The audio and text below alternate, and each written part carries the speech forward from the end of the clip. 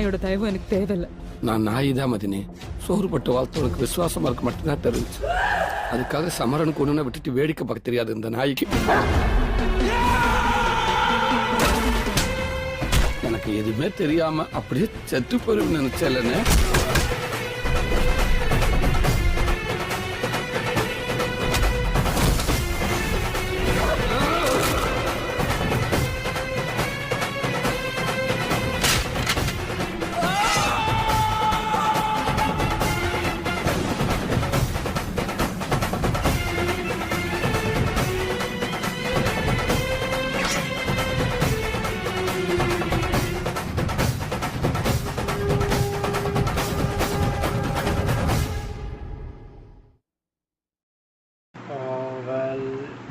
நல்லாதான் இருக்குது.